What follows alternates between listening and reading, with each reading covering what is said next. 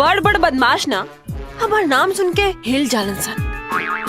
तोर हिम्मत कैसे हो गई जी हमरे के अंगूर खिलौले?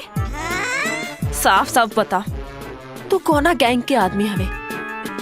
सरकारी गैंग के। सरकारी गैंग? पागड़ गैंग के नाम सुनले रहनी हो, राघवेंद्र गैंग के नाम सुनले रहनी हो, लेकिन ये सरकारी गैंग?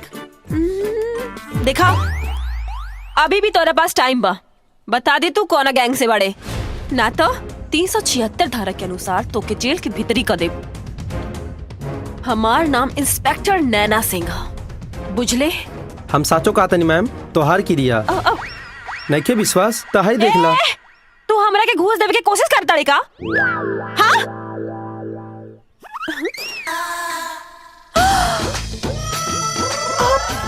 जय हिंद सर।